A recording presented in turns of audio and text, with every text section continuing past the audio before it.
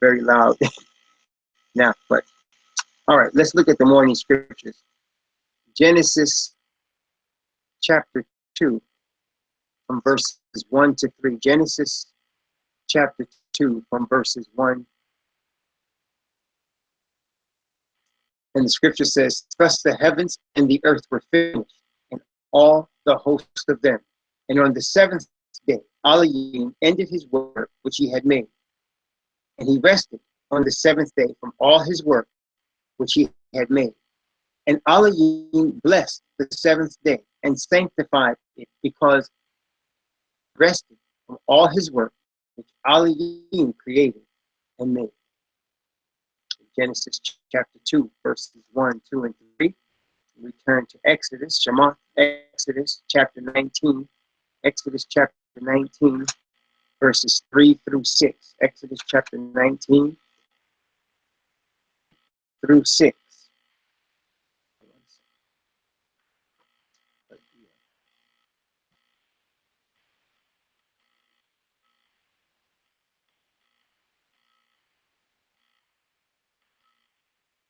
Got to share the screen.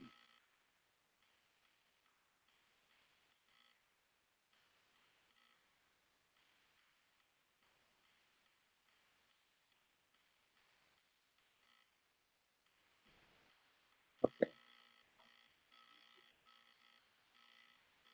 All right. Got to share the screen here. Okay, so Exodus chapter 19, verses 3 through 6. And Moses went up unto Elohim, and Yahweh called unto him out of the mountain, saying, thus shalt thou say to the house of Yaakov, and tell the children of Yasha'al, ye have seen what I did unto the Mizraim, and how I bare you on eagle's wings, and brought you unto myself. Now therefore, if ye will obey my voice indeed, and keep my covenant, then ye shall be a peculiar treasure unto me above all people, for all the earth is mine. And ye shall be unto me a kingdom of priests and an holy nation. These are the words which thou shalt speak unto the children of Yahshua. That was Exodus chapter 19, verses 3 through 6. Now we stay in Exodus, Exodus chapter 20. Exodus chapter 20, verses 8 through 11.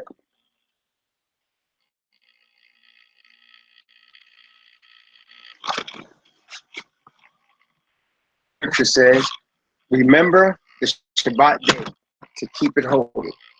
6 days shalt thou labor and do all thy work. But the seventh day is the Shabbat of Yahweh thy Elohim. In it thou shalt not do any work, thou, nor thy son, nor thy daughter, thy manservant, nor thy maidservant, nor thy cattle, nor thy stranger that is within thy gates. For in 6 days Yahweh made heaven and earth, the sea, and all that in them is, and rested the seventh day. Wherefore Yahweh blessed the Shabbat day and hallowed it. Praise the Most High. Exodus, that was Exodus chapter 20, verses 8 through 11. And now we turn to Exodus chapter 31, verses 12 to 18. Exodus 31, verses 12 to 18.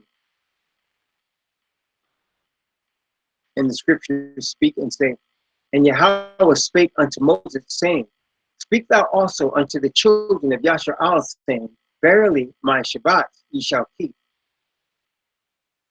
between me and you throughout your generation, that ye may know that I am Yahweh that doth sanctify you.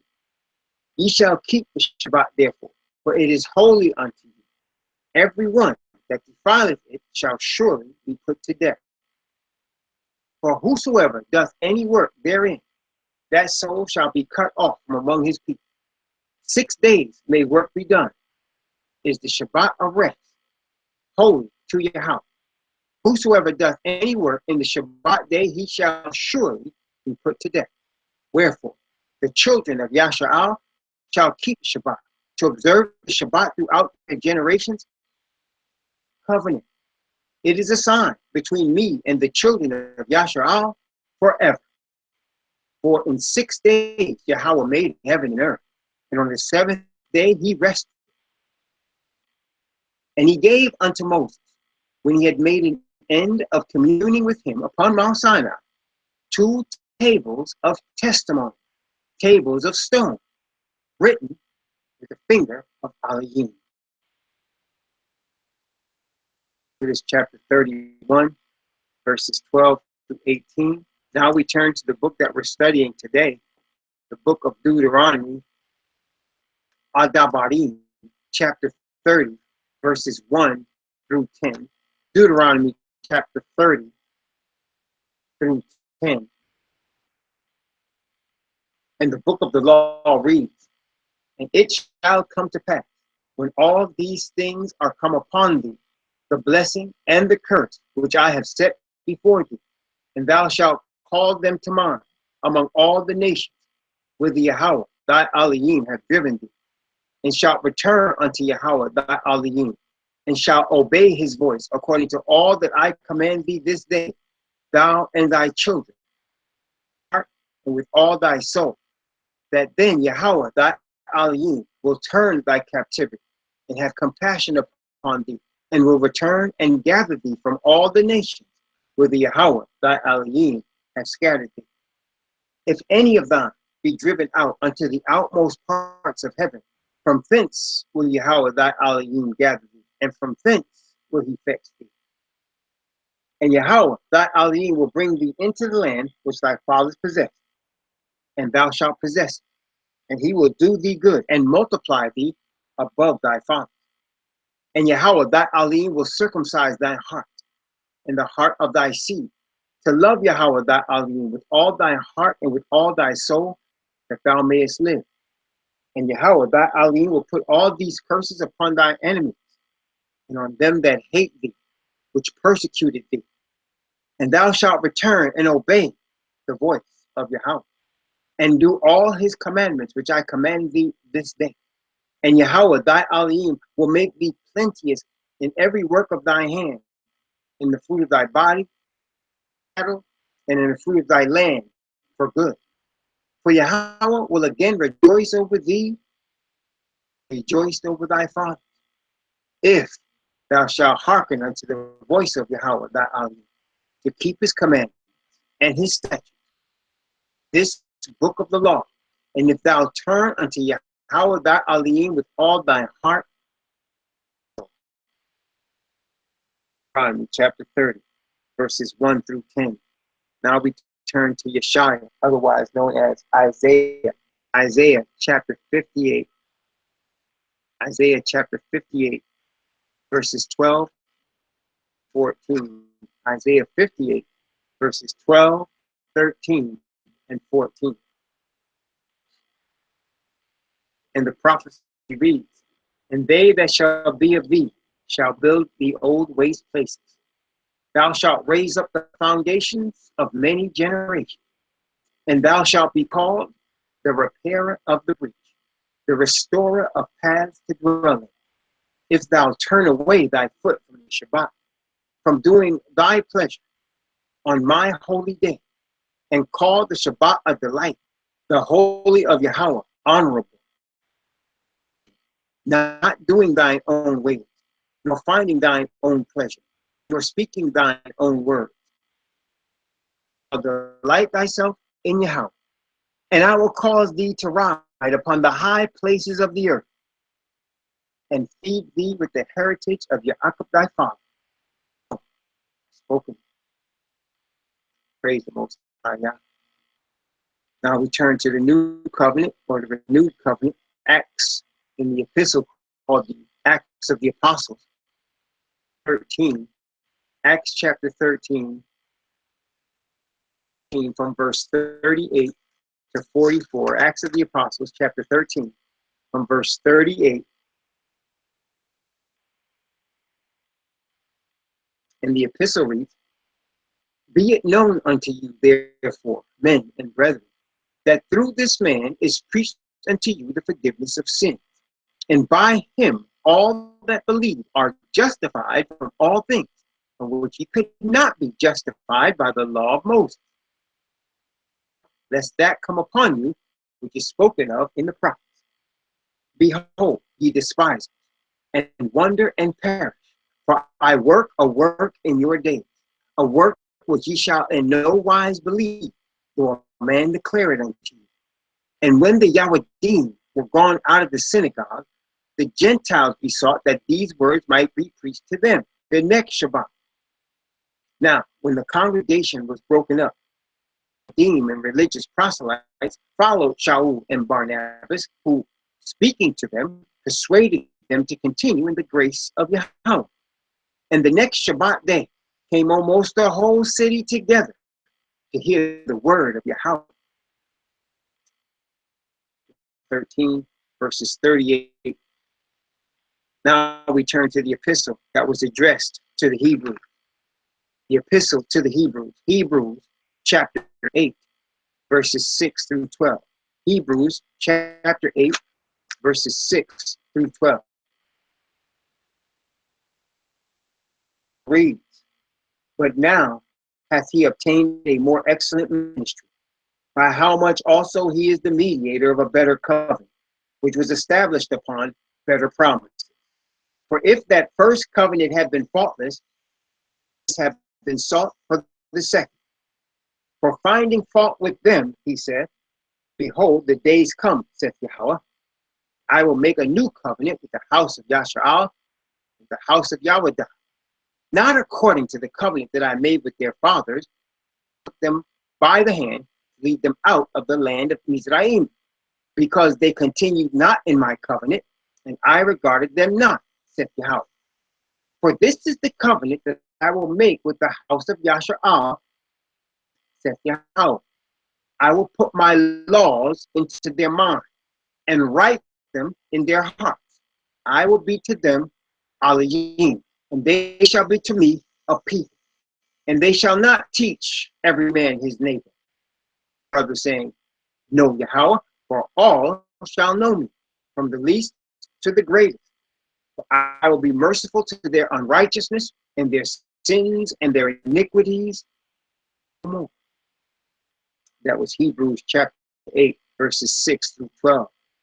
Now we turn to the revelation of Yahushua HaMashiach. The revelation of the Messiah, Yahushua. Revelation chapter 14, Revelation 14, 6, 7, and 12 of Revelation chapter 14. And the prophecy reads, and I saw another angel in the midst of heaven, having the everlasting gospel to preach unto them that dwell on the earth, and to every nation and kindred and tongue and people, saying with a loud voice, fear Yahweh and give glory to him, for the hour of his judgment is come, and worship him that made heaven and earth, the fountains of water. Verse 12. Here is the patience of the saints. Here are they that keep the commandments of Yahweh and the faith of Yahushua. That is Revelation chapter 14, verses 6, 7, and 12. And now, 11, we turn to Revelation chapter 11, and we're reading from the seventh trumpet, Revelation chapter 11, from verse 15 to verse 19. Revelation chapter 11, from verse 15 to verse 19. Angel sounded, and there were great voices in heaven saying, the kingdoms of this world are become the kingdoms of our Elohim, Messiah, and he shall reign forever and ever. And the 24 elders which sat before Yahweh on their seats fell upon their faces and worshipped Yahweh, saying, thanks, O Yahweh al Shaddai, which art and wast, because thou hast taken to thee thy great power and hast reigned. And the nations were angry, and thy wrath is come, and the time of the day that they should be judged. and that thou shouldest give reward unto thy servants the prophets, and to the saints, and them that fear thy name, small and great, and shouldest destroy them which destroy the earth. And the temple of Yahweh was opened in heaven, and there was seen in his temple the ark of his testament, and there were lightnings and voices and thunderings and an earthquake and great hail. Revelation chapter 11, verses 15 to 19. And now we go back to Yeshaya, otherwise known as Isaiah. Isaiah, to the last chapter of Isaiah, chapter 66. Isaiah chapter 66, 24. Isaiah 66, 24. And the prophecy reads, for as the new heavens and the new earth which I will make shall remain before me, saith Yahweh, so shall your seed and your name remain. And it shall come to pass that from one new moon to another, and from one Shabbat to another, shall all flesh come to worship before me, saith Yahweh. And they shall go forth and look upon the carcasses of the men that have transgressed against me. For their worm shall not die, neither shall their fire be quenched, and they shall be an abhorring unto all flesh. Thus ends the reading of the morning scriptures. Thank you, Sister Josie, for posting them. Let us turn to Deuteronomy, and we are continuing our study in These Be the Words, Dhabarym, the book of Deuteronomy. These be the words, book of Deuteronomy. We're in chapter 1. Last night we did some backdrop, Israel, into the children of Israel, into the chosen people. How this book, Deuteronomy, and in fact all of the Bible, particularly the Old Testament, is written to and about and for the nation of Israel. As a matter of fact, let's just look at Romans chapter 9. Romans chapter 9, before we go into it, just to cover what we talked about last night. Romans chapter 9. And let us look at Romans chapter 9 from verse 1 down to verse 5. Romans chapter 9 from verse 1 to 5. Notice what the epistle to the Romans says with regard to the nation of Israel. I say the truth in Messiah, I lie not. My conscience also bearing me witness in the Holy Ghost, that I have great heaviness and continual sorrow in my heart. For I could wish that myself were accursed from Messiah for my brethren, my kinsmen according to the flesh, who are Israelites, to whom pertaineth the adoption and the covenants and the giving of the law and the service of Yahweh, whose are the fathers, and of whom, as concerning the flesh, Messiah came, who is over all, Yahweh blessed forever. Amen. So Israel, all the promises, the worship, the giving of the law, the covenant, adoption pertains to the nation of Israel. Messiah came to the nation of Israel to give repentance, as we read last night in Acts chapter 5, to the nation of Israel. Anyone who is going to be saved will be grafted in to the nation of Israel. There is no Gentile kingdom. There's a kingdom for those grafted in to the nation of Israel and serve the Most High Elohim.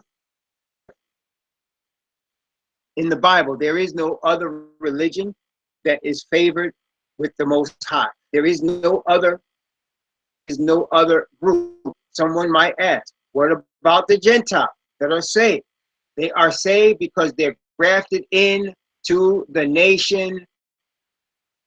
They become part of the commonwealth, too, of the nations of Israel. They become the circumcision, Philippians chapter 3, of the nation, become part of the Israel of Yahweh, Galatians chapter 6, the nation of Israel.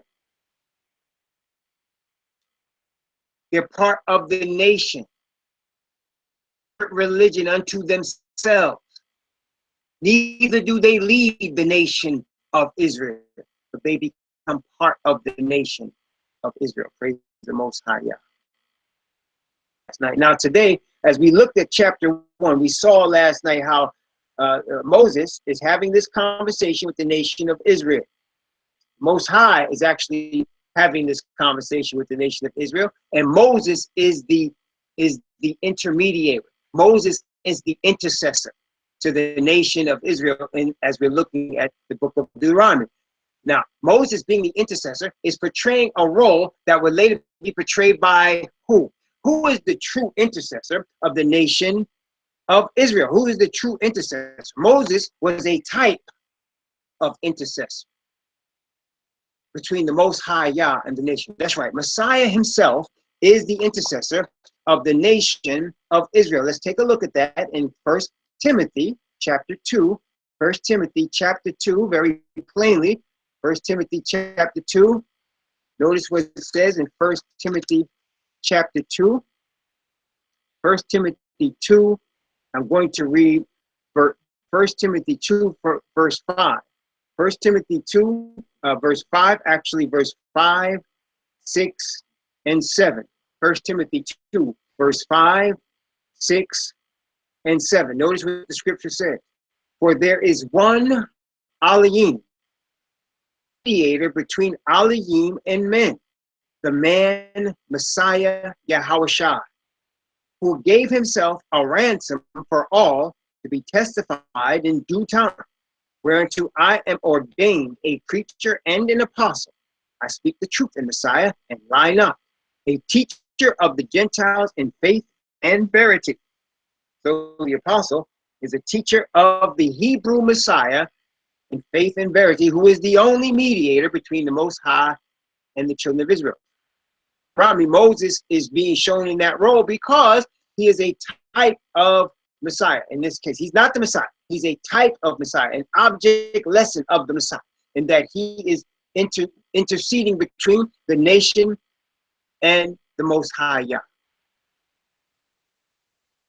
as Messiah himself is doing now as the high priest after the order of Melchizedek. And we saw, as Moses began, he gave a history of their journeyings from Egypt into the promised land. And this is what the book of Deuteronomy, Dhabarym, is all about. It's a history of the journeyings from Egypt into the promised land. It is also the book of the law, which it gives the commandments, statutes, and judgments of the Most High Yah.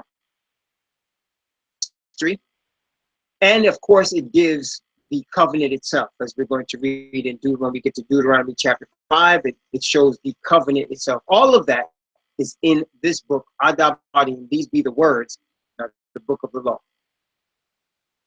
We stopped at the point where Moses is rehearsing the situation, the account, as they were to go into the promised land the first time. We know that they approached the border of the promised land on 2 occasions. The first time, they did not get in, and they came in the second time. We're going to talk about that today, what it means to us today, and how there's a parallel with the leaders from among the Israelites today. And we're going to talk about that. Let's look at Deuteronomy chapter 1, and let's see. I'm going to start at verse 19, and I'm going to go down, start at verse 19 and go down to verse 25. Notice what the scripture says. And when we departed from Oreb, we went through all the great and terrible wilderness, which we saw by the way of the mountain of the Amorites, as Yahweh our Elohim commanded us. And we came unto Kadesh Barnea. And I said unto you, ye are come into the mountain of the Amorites, which Yahweh your Elohim doth give unto us. Behold, Yahweh thy Elohim has set the land before thee. Go up and possess it, as Yahweh Elohim of thy fathers has said unto thee. neither be discouraged. And ye came near unto me, every one of you, and said, we will send men before us.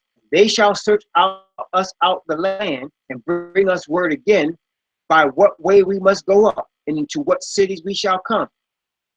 And the saying pleased me well. And I took 12 men of you, one of a tribe. And they turned and went up into the mountain and came into the valley of Eshcol. And they took of the fruit of the land in their hands and brought it down unto us and brought us word again and said, it is a good land which Yahweh our Elohim doth give us. So as you can see here, this is a little bit of a different angle than what it shows in Numbers. In Numbers, it never mentions, and this, by the way, when you're looking at the account of the 12 spies, you're looking at Numbers chapters 13 and 14. And in Numbers, when you read Numbers, it doesn't show us how the Most High just told them, go on up and take the land. Now, Moses said, the land before you, go take it. And then the people came and said, wait. We want to send spies in there first to just, check it out before we go in. That's important because the Most High gave them a command to go in. He said, just go take it. You're here right now, go take it. But then they said, wait, hold up. Before we go in, we'd like to send some spies. And the saying pleased Moses. He said, okay, that sounds good. Then the Most High sent them in. Let's look at Numbers chapter 13. Numbers chapter 13, verses 1, 2, and 3. Numbers chapter 13, verses 1, 2, and 3. And Yahweh spake unto Moses, saying, send thou men, that they may search the land of Canaan, which I give unto the children of Yashar'al. Every tribe of their fathers shall ye send a man, every one a ruler among them. And Moses, by the commandment of Yahweh, sent them to Paran. All those men were heads of the children of Yashar'al. So he asked that they do this first, and the Most High said, okay, this is what you're going to do. So they picked 12 men, one of each tribe, a ruler of each tribe. Remember we talked about last night how Messiah told the 12 apostles, ye shall sit on 12 thrones, judging the 12 tribes of Israel. So here you had leaders of each of the tribes, and in the kingdom, which we will inherit, the Most High has already told us through Messiah that the 12 apostles whose names are in the foundation of the New Jerusalem, they're going to be heads of the 12 tribes of Yashar'al. See, they're going to be 12 thrones, and they're going to be heads of the 12 tribes. But here you have these men that were chosen that were heads of the tribe. Let's skip down to verse 16 of Numbers chapter 13, verse 16. We're going to read from verse 16 down to verse 25. From verse 16 down to verse 25. These are the names of the men which Moses sent to spy out the land. Hawashai, the son of Nawan, Yahawashai. And Moses sent them to spy out the land of Canaan, and said unto them, go up into the mountain, and see the land, what it is, and the people that dwell therein, whether they be strong or weak, few or many, and what the land is that they dwell in, and what cities they be that they dwell in, whether they in tents or in strongholds, and what the land is, whether it be fat or lean, whether there be wood therein or not. And be ye of good courage, and bring of the fruit of the land. Now the time was the time of the first ripe grapes. So they went up and searched the land from the wilderness of Zin and Rehob unto Rehob, as men come to Ammah. And they assembled by the south and came into Hebron, and Ahiman, and Shishai, and Talmai, the children of Anak were, where the children of Anak were. Now Hebron was built 7 years before Zoan in Mizraim. And they came into the brook Eshcol, and cut down from thence a branch with one cluster of grapes, and they bare it between two upon a staff. And they brought of the pomegranates and of the figs. The place was called the brook of Eshcol because of the cluster of grapes that the children of Israel cut down from thence. And they returned from searching of the land after 40 days. So they went there for 40 days to search out the land. 40 days. And after 40 days, they came back. And they brought up the fruit of the land as Moses requested of them. And they came and they brought a report what the land was like. And let's look at that in Numbers chapter 13. And we're going to read from verse 26 down to verse 32. Numbers chapter 13 from 26 to 32. It came to Moses and to Aaron and to all the congregation of the children of Yasha'al unto the wilderness of Paran, to Kadesh, word unto them and unto all the congregation, and showed them the fruit of the land. And they told him and said, we came unto the land whither thou sentest us, and surely it floweth with milk and honey, and this is the fruit of it. The people be strong that dwell in the land, and the cities are walled and very great. And moreover, we saw the children of Anak there, and the Amalekites dwell in the land of the south. Jebusites and the Amorites dwell in the mountains, and the Canaanites dwell by the sea and by the coast of Jordan. And Caleb stilled the people before Moses and said, let us go up at once and possess it, for we are well able to overcome it. But the men that went with him said, people, for they are stronger than we. And they brought up an evil report of the land which they had searched unto the children of Yasharal, saying, the land through which we have gone to search it is a land that eateth up the inhabitants thereof, and all the people that we saw in it are men of great stature. One more, verse 33, verse 33, one more. And there we saw the giants, the sons of Anak, which come of the giants, and we were in our own sight as grasshoppers, so we were in their sight. They were doubting whether they can go in, and we know the story. Let's read it. Might as well finish. Numbers chapter 14 from verse 1 down to verse 10, actually from verse 1 down to verse 11 of Numbers chapter 14.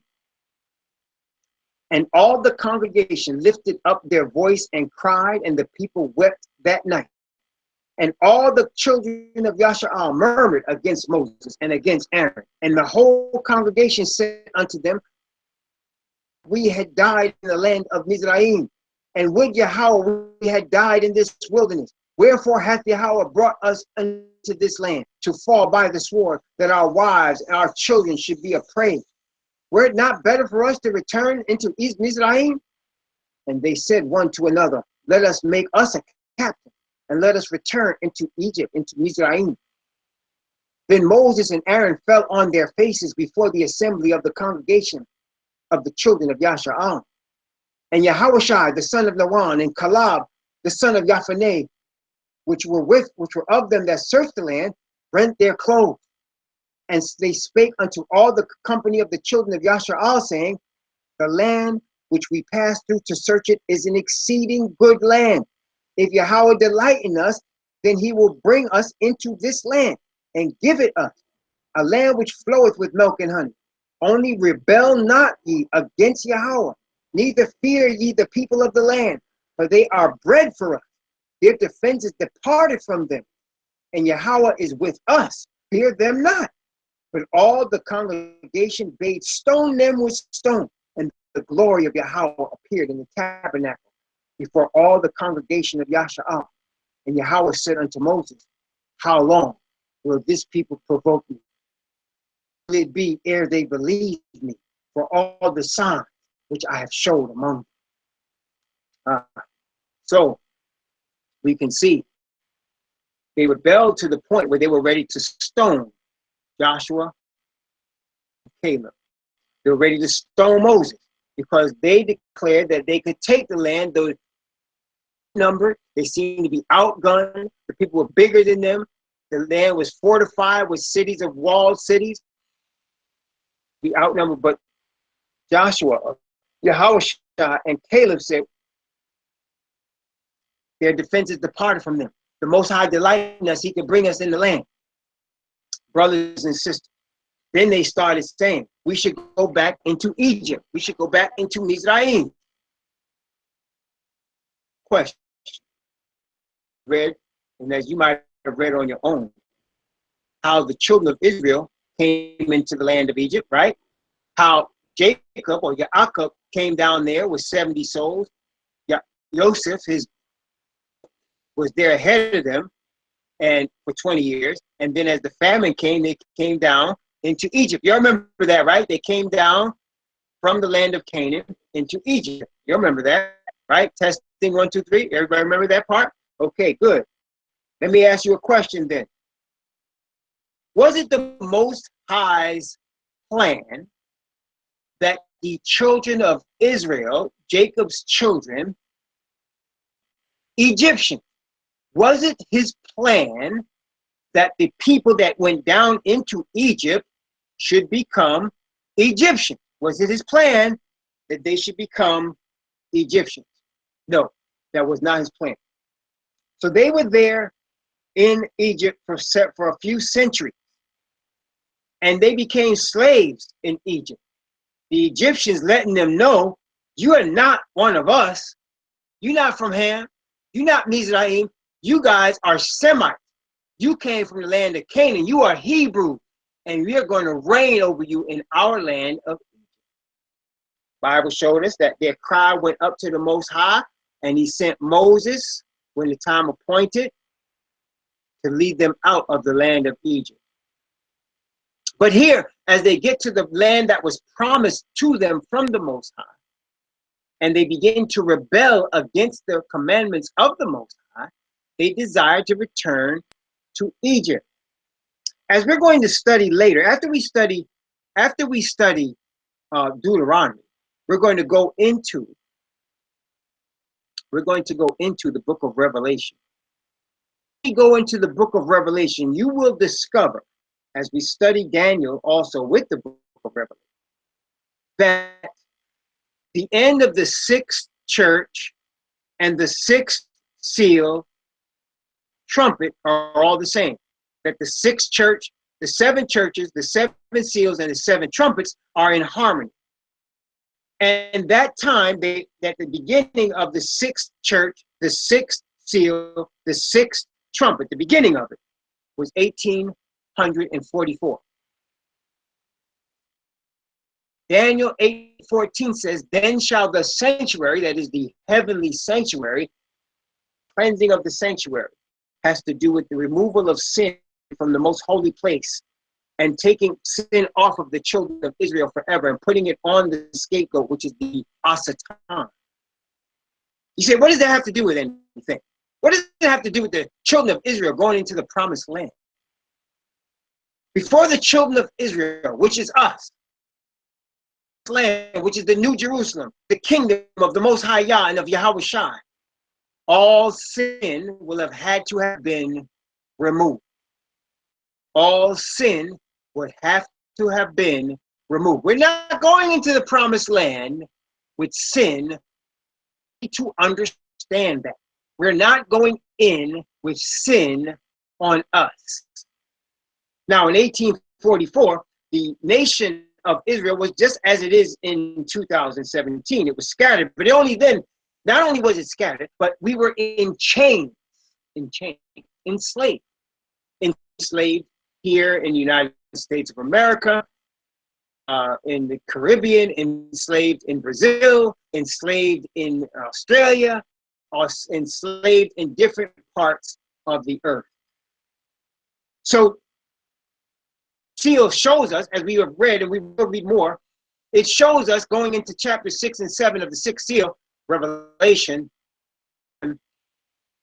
that there was a delay, that the angel came down from heaven with the seal of the Most High Yah to seal the 144,000, but there was a delay. Why? Because the 144,000 weren't prepared.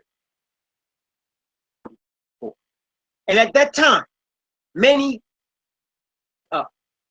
many churches and denominations rose up in 1844. After 1844, you got the Jehovah's Witnesses, the Baha'i movement, the Seventh-day Adventists. All of them came up after 1844.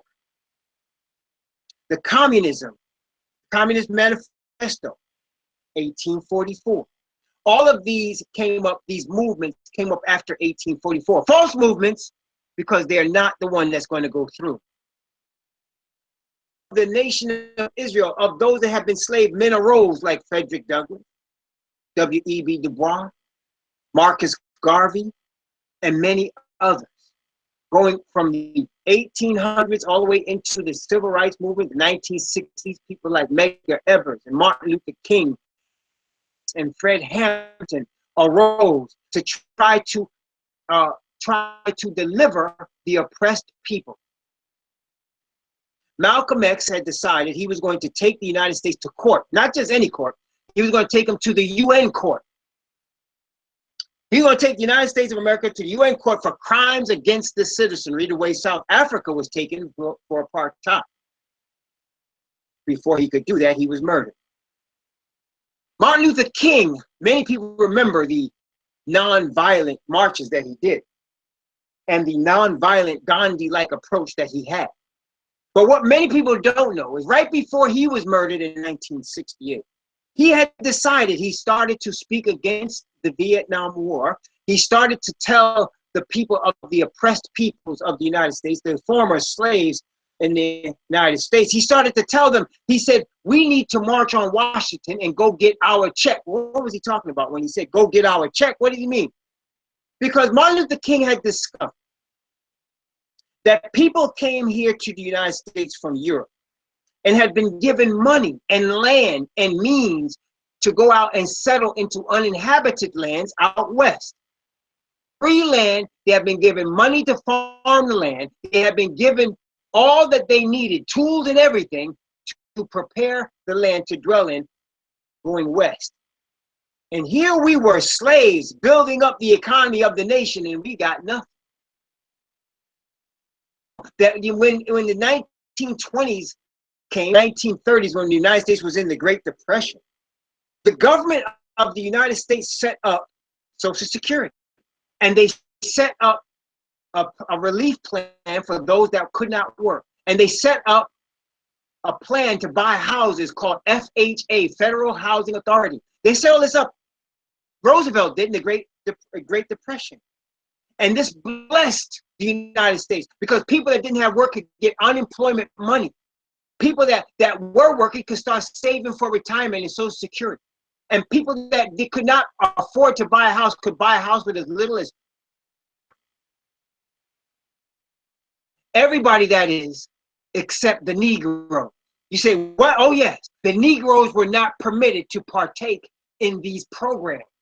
As a matter of fact, the black man in America could not partake in Social Security until the 1950s, from the 1930s. And into the 1960s and 70s, we were still being denied FHA loans and unemployment insurance. Why? Because, you see, Roosevelt was a Democrat. And at that time, most of your racists in the South, your rednecks in the South, were Democrats. And in order to get these programs passed through the Congress and through the Senate, they had to make certain provisions. Part of the provisions that it couldn't go to black people. Oh, they didn't say it like that. They didn't come out and say it couldn't go to black people, but this is what they did. They said it cannot go to people that work in farming and in labor and as housekeepers, which was the majority of black people's jobs in the 1930s, 40s, 50s, and 60s. They worked on farms in the South, and they worked in houses as helpers, as daycare providers, as cooks and things like that. And they said these programs was not for those workers. That's how they stopped us from getting it. So the people like Martin Luther King was fighting for us the right to vote. What they were doing was trying to fight with Egypt to get rights as Egyptians. Did you hear what I'm saying? They were trying to fight Marcus Garvey and W.E.B. Du Bois and Frederick Douglass and all these great men. They were trying to get us rights as citizens in Egypt. We're not supposed to be citizens in Egypt, so it wasn't going to work. So all of those men died. The difference between all of those men, and I'm not denouncing those men, and us who are here in these last days, right where we live now in 2017, who are going to go in, the children, is we're not going to be asking Egypt for no rights. You see, I can tell you right now, all the brothers that mean well, and I've seen the brothers, they out here talking about we need to get our own economic empowerment. The oppressed people need to get economic empowerment. We need to start businesses. We need to develop our own wealth. Sounds really good. But let me ask you another question. Was the economy in ancient Egypt developed for the benefit of the Israelites that were in Egypt? Testing 1, 2, 3.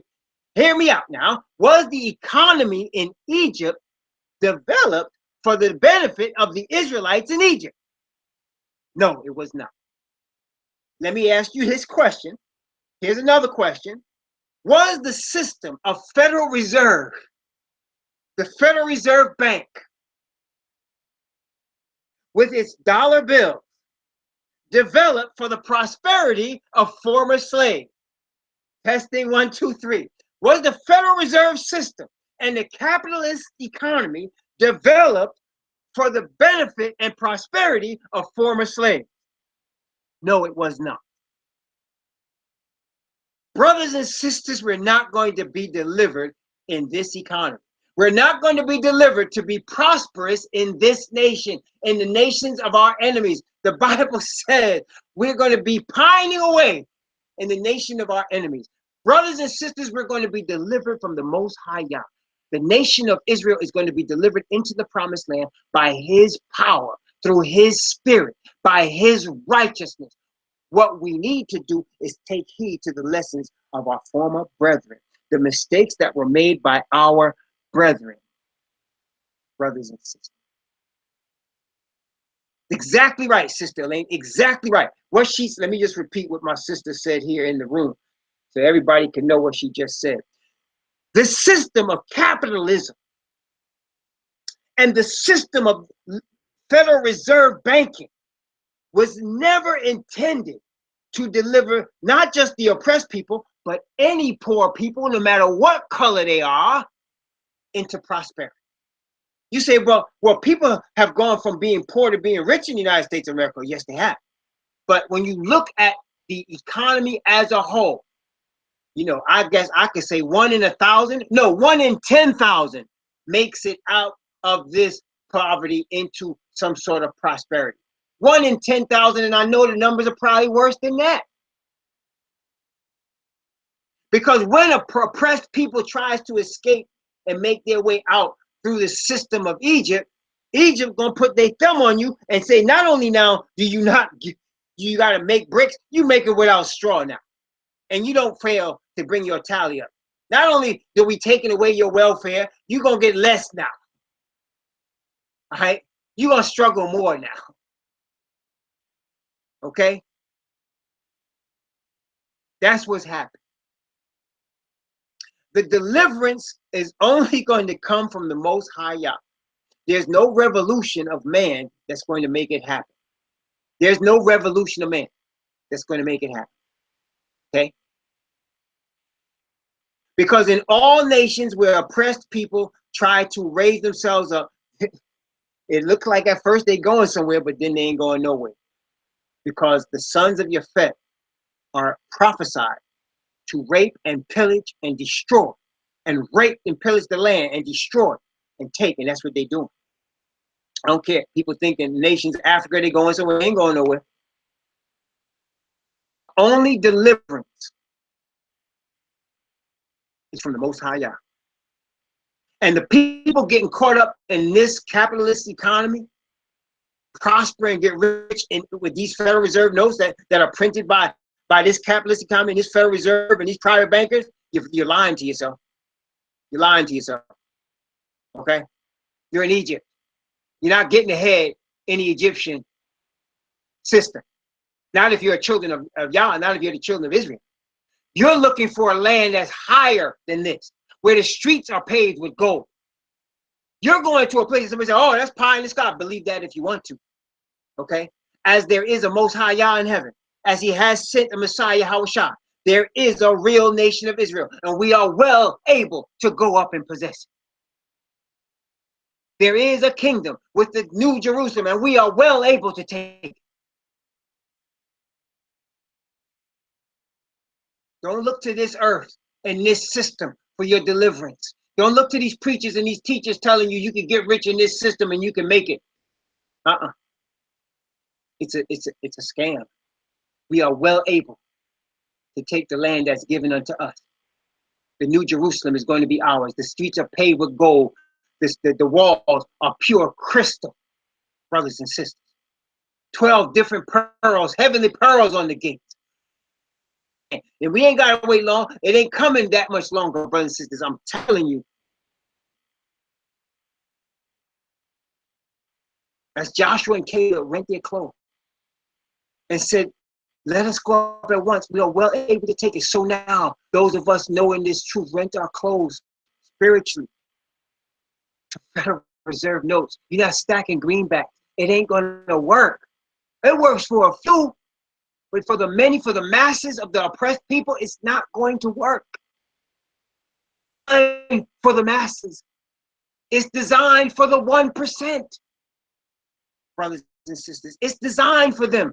And you know what? Let them have it. Because brothers and sisters, we read last week when we looked at Psalm 73, this is the only heaven they're going to have. And brothers and sisters, it's going to end soon. And let me tell you this, really fast on planet Earth.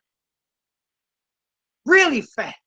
You're born, you're a little child, you're a teenager, all of a sudden you're in your 20s and 30s, and before you know it, you're looking at 60 and 70. It comes by really quick, man. And those people that prosper in this earth on these things, when they get to them old age, there's nothing for them after that. They have to face judgment after that. They have to look in that face of Yahushua and explain their desire for earthly wealth for what the devil offered them. And they want to be excused at that time, and there's no excuse. Brothers and sisters, let us seek for the righteousness of the Most High Yah.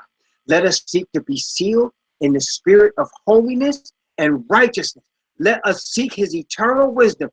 Let us be conformed to the image of Messiah. Let us be living epistles of the word of the Most High, because therein lies our deliverance.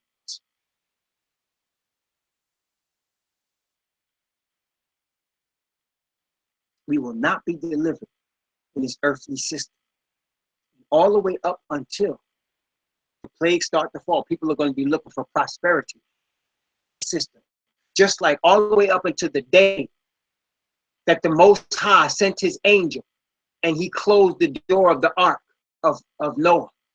All the way up to that day, they were marrying, giving in marriage, planning their things, doing their church services, doing their philosophies, their man-made philosophy. They had their stuff going on all the way to the day. In 7 days, then during the 7 days, they mocking Noah now. 7 days he's in the ark, nothing happened. It was quiet. It was the calm before the storm, literally.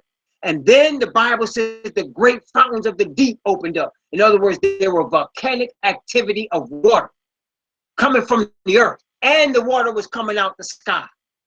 And it was rearranging things on the earth, rearranging land. And then the ocean was created the way we see it now, salt water. You can't drink it. Why? Because all the human beings that was in there and dust in the water.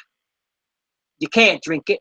That's why, you know, in ocean water, they will tell you it's scientifically proven. And I am not a big advocate of science, but I'm telling you that the mineral content of water is the same as human blood. The mineral content of water, of salt water in the ocean, is the same as human blood. No coincidence. That's why it says when we get to the kingdom, there'll be no more sea. Because there ain't going to be no more like that. It's not going to be like that anymore. Okay?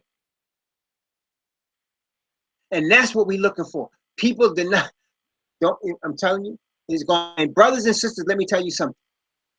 Never in the Bible, never, of the children of Israel where they had the advantage outwardly, where it looked like they had the advantage. Always their deliverance is when they look like they were at disadvantage. They were outmanned, outgunned. It always looked like they were going to be destroyed. And the Most High would always deliver because he wants us to know it's not us fighting for ourselves, it's him, the Most High Yah, and Yahushua fighting for us. We are to stand firm in faith, in the word of the Most High. Brother, this is where the rubber meets the road. This is where the rubber meets the road. Because we could talk all that mess we want to, but it's coming close to us. They're gonna take away our jobs, they're gonna take away our houses, or they're gonna take away everything you got materially, rights as citizens. They're gonna do all that's going. I'm telling you, it's going. Don't be surprised. Don't be surprised. Prepare your heart and mind now. Because you're gonna have nothing but the Most High Yah to trust and his word alone. Okay? And how do you prepare for that? By trusting in his word now. By trusting in his word alone.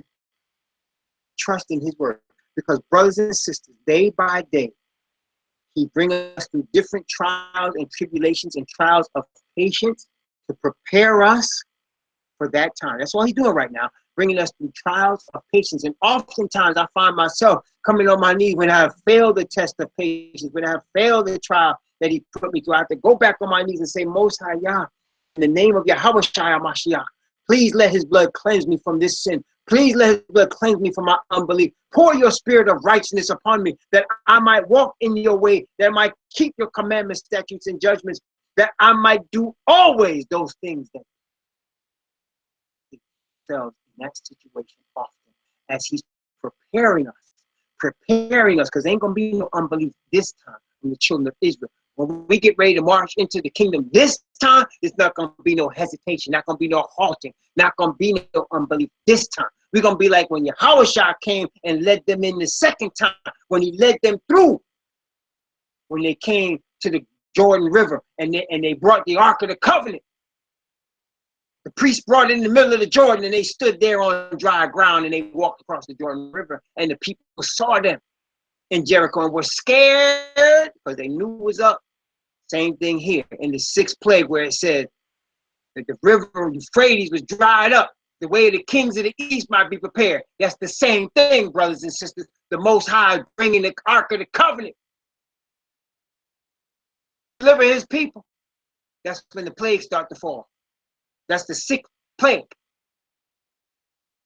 Preparing us for that time. We're going to go through. And those that are not prepared to go through, he's going to put to sleep. That's what you're seeing right now. Many people, many of the oppressed people being put to sleep. Dying suddenly, heart attacks, cancer, dying. Putting them to sleep. Because they're not ready for this that's getting ready to come ahead of us. Brothers and sisters, he may put some of us to sleep. That's okay. As long as I make it in, I'll be a doorkeeper in the house of Yahweh. Then not be in the kingdom at all, praise the Most High Yah.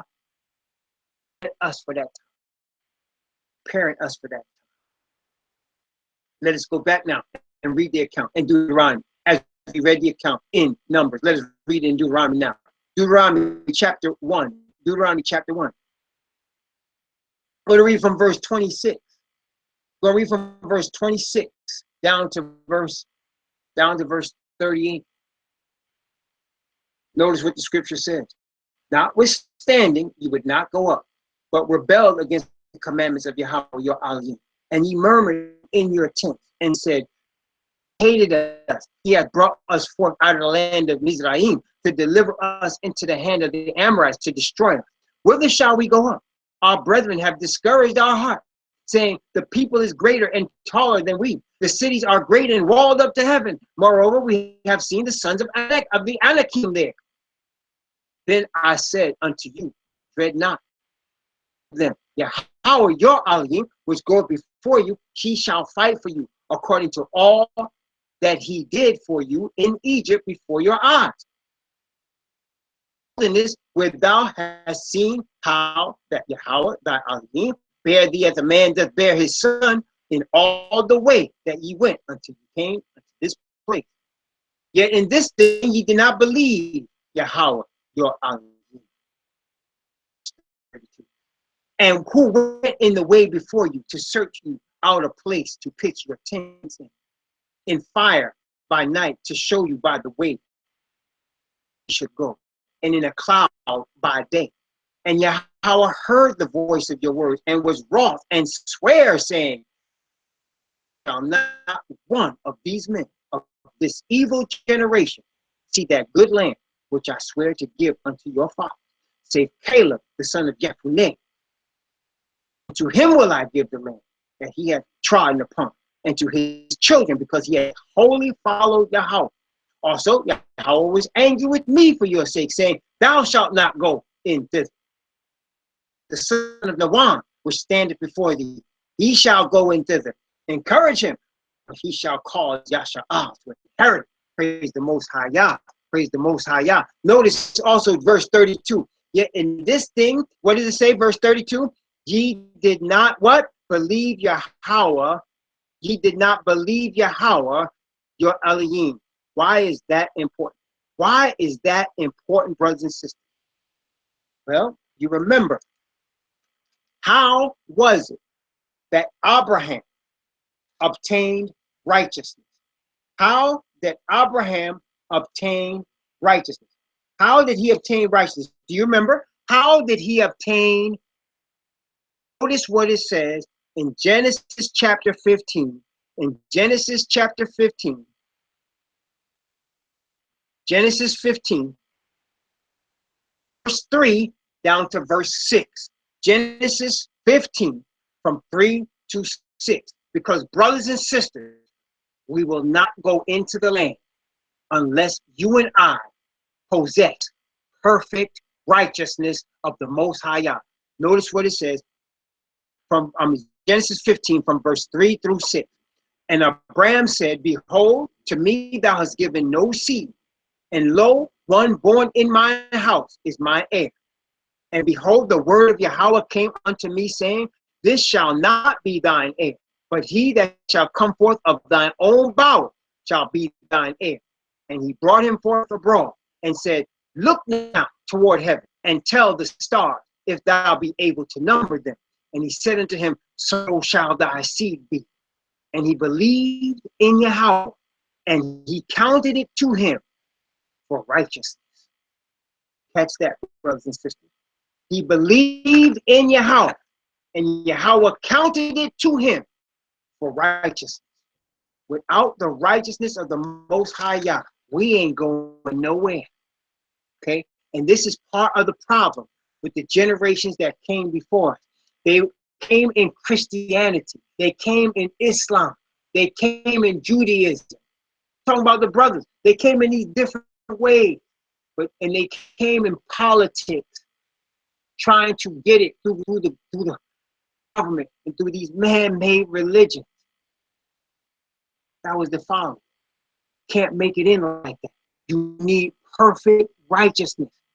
Christianity can't give it to you. Neither can Islam.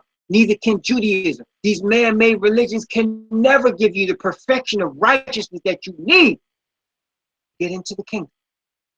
You need that righteousness from the Most High Yah himself. Yahweh Shai Mashiach, the high priest after the order of the king of righteousness. You say, who king of righteousness? His name, Malaka Sadak. That's what it means. Yahweh Shai is the most high intercessor. He is the high priest after the order of the king of righteousness. And he gives us of the spirit and baptizes us in perfect righteousness.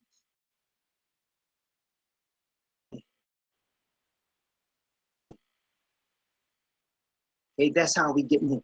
He believed in Yahweh, and it was accounted unto him for righteousness. Therefore, being justified by faith, we have peace with Yah through our master Yahweh Shai Hamashiach, by whom also we have access by faith into this grace wherein we stand and rejoice in hope of the glory of Yah. So, But we glory in tribulations also, knowing that tribulations work as patience, and patience experience, and experience hope. And hope maketh not ashamed, because the love of Yahweh is shed abroad in our hearts by the Holy Ghost, which is given unto us. He believed in Yahweh, and it was accounted unto him for righteousness. Praise the Most High Yah. Has reigned unto death, even so my grace reigned through righteousness by Yahweh Shai Messiah, our Master. That's how we get in, brothers and sisters, through the perfect righteousness of the Most High Yah. That's how we get in, by believing the word of the Most High Yah. He said, I let you hunger in the wilderness, that you might know that man does not live by bread only, word that proceeded out of the mouth of the Most High Yah does man live. That's for us. That's for us. That's how we're going to get in. That's where the brothers before us made mistakes dealing with. Their heart was in the right place. They were trying to deliver the oppressed people. They were trying to deliver the oppressed people. Martin Luther King was trying to deliver the oppressed people who were poor in the United States. All the poor. He had white people and black people. Whoever was poor, he was saying, we're going to Washington to get our check. Before that same year, 1960, that he planned that march, he was murdered. He was murdered. They cut him down. Oh no, you're not getting no check from us. You were poor for a reason. The elite set you poor, and you're going to remain poor. Because they exploit the poor. They exploit the children of Israel. They exploit his chosen people to do it because of our unbelief and our sin. But now we're at the end of time. Now he's awakening us to how this situation has come about. Now he's showing us the way of deliverance. The way of deliverance is through righteousness. Nationalism. It's not through capitalism. It's not through socialism. It's not through communism. Righteousness of the Most High Yah. That's through deliverance. That's how we get deliverance, brothers. Let us finish the chapter 1. Let us go from verse 30 down to verse 46 as he continues showing the history of what happened to our people. Deuteronomy chapter 1 from verse 39, I'm sorry, from verse 39 to verse 46. Deuteronomy chapter 1, verse 39 to verse 46. Moreover, your little one, which he says should be a prey, which in that day had no knowledge between good and evil, they shall go in thither, and unto them will I give it, and they shall possess it. But as for you, turn you, take your journey into the wilderness by the way of the Red Sea. Then ye answered and said unto me, we have sinned against Yahweh, according to all Yahweh our Elohim commanded us. And when ye had girded on every man his weapons of war, we were ready to go up unto the hill. And Yahweh said unto me, say unto them, go not up, neither fight, for I am not among you before your enemies. So I spake unto you, and ye would not hear, but rebelled against the commandment of Yahweh, and went presumptuously into the hill. And the Amorites which dwelt in that mountain came out against you and chased you as bees do, destroyed you in Seir, even unto Orma. Orma means total destruction, by the way. That's where you get Armageddon. Armageddon, that's really what it is. It says Armageddon is Armageddon, total place of total destruction. Orma, and ye returned and wept before Yahweh. But Yahweh would not hearken to your voice, nor give ear unto you. Kadash, many days, according to the days that ye abode there. Kadash. Kadash means holiness. Right, they abide there on the border, getting holiness before you can go in. If you have to get holiness and righteousness before you can go in, Kadash. Huh? Unless you suffer Orma, utter destruction. Talk about Armageddon. They said in the Hebrew tongue, Armageddon, which is Adon, place of utter destruction. That's what the wicked get ready to get. They're going to have all the money, all the power, all the tanks, all the numbers. They're going to have all of that. We're going to have righteousness. We're going to have holiness in the spirit, brothers and sisters. Righteousness and true holiness is what we need. That's what we're going to need. Yahweh will deliver us. He will deliver us. Praise the Most High Yah. May we seek the Most High's face earnestly for this true holiness and righteousness that he wants us to have. Seek his word alone. May we not worry about the earthly money, the filthy lucre of this earth, brothers and sisters. That will not deliver us. Oh, you can buy some bread, you can buy some food, and you can pay your bills with it. But there's going to come a time where paying your bills ain't going to matter no more. Buying bread, you're not going to be able to buy or sell anymore. You're not going to be able to do that anymore. And what you're going to have then, you're going to need the perfect righteousness that you would have built up from now. You're going to need the faith that you would have built up from now. Oh, yeah, you might have gone out and bought some land. Okay, cool. You bought some land. You raised your own chickens and your own eggs and your own crops. Cool. But you just bought yourself some time. Take it. The Egyptians, the Mizraim, the Babylonians, they're going to come take it. And you're going to have to flee from off of it. Your guns are not going to help you. Your bullets won't stop. Brothers and sisters. Because at that time, he that lived by the sword will die by the sword. You need to live by righteousness and holiness at that time.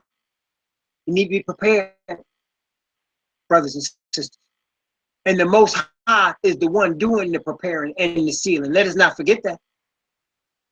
To him and surrender to his word. Praise the Most High God. Let us have a word of prayer.